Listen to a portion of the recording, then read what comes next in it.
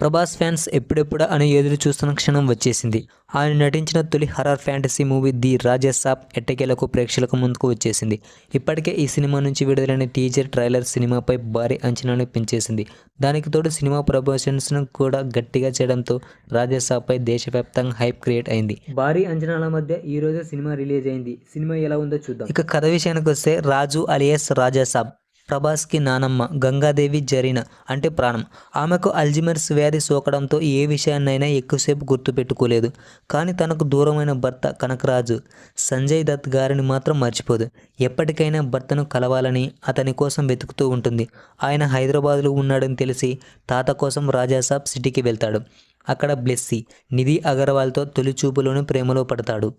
అదే సమయంలో అతన్ని వెతుక్కుంటూ వచ్చిన భైరవి మాలవిక మోహన్తో రాజాసాబ్తో ప్రేమలో పడుతుంది. ఆమె ద్వారా తాత నర్సాపూర్లో అడవిలో ఉన్న ఒక కోటలో ఉన్నట్లు తెలుసుకుని అక్కడికి వెళ్తాడు.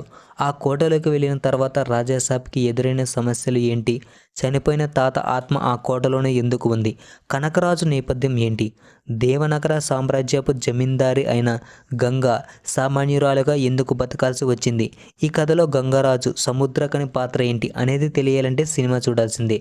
ఇక సినిమా ఎలా ఉందంటే, పాన్ ఇండియా స్టార్ ప్రభాస్తో సినిమా అనగానే మారుతిపై సోషల్ మీడియాలో పెద్ద ఎత్తున ట్రోలింగ్ చేశారు. అయితే టీజర్ ట్రైలర్ చూసిన తర్వాత ట్రోల్ చేసిన వాళ్ళే మారుతిపై ప్రశంసలు కురిపించారు. ప్రభాస్ని స్టైలిష్ లుక్లో చూపించడమే కాకుండా ఆయనలో దాగున్న కామెడీ యాంగిల్ని చాలా కాలం తర్వాత మరోసారి బయటకు తీశాడని మారుతిపై పొగడ్తల వర్షం కురిపించారు. ఒక రకంగా ట్రైలర్ రిలీజ్ తర్వాతే ఈ సినిమాపై అంచనాలు పెరిగాయి. అయితే ఆ అంచనాలను మాత్రం మారుతి అందుకోలేకపోయాడు అనేది వాస్తవం. ప్రభాస్ ఇమేజ్కి తగ్గట్లుగానే కథను రాసుకున్న దాన్ని హ్యాండిల్ చేయడంలో మాత్రం తడబడ్డాడు. ప్రభాస్ ఇమేజ్ని దృష్టిలో పెట్టుకొని కొన్ని అనవసర సన్నివేశాలు ఇరికించి అసలు కథకి అన్యాయం చేశాడేమో అనిపిస్తుంది. ప్రీ రిలీజ్ ఈవెంట్లో ప్రభాస్ చెప్పినట్లుగా ఇది నానమ్మ మనవడి కథే. నేపథ్యం కూడా కాస్త కొత్తగానే ఉంది. అయితే ఈ కథని గందరగోళం లేకుండా ఆసక్తికరంగా చూపించడంలో దర్శకుడు పూర్తిగా సఫలం కాలేదు. స్క్రీన్ ప్లే విషయంలో చాలా లోపాలు ఉన్నాయి.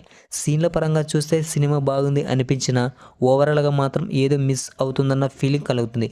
మారుతి రాసుకున్న కామెడీ సన్నివేశాలు, ప్రభాస్ నటన ఆ లోపాన్ని కాస్త కప్పిపుచ్చాయని చెప్పాలి. సినిమాలో హర్రర్ ఎలిమెంట్స్ మెండుగానే ఉన్న 1-2 సీన్లు తప్ప మిగతా ఏవేవి భయపెట్టలేదు. కమెడియన్ సత్య కోటలోకి అడుగుపెట్టే సన్నివేశం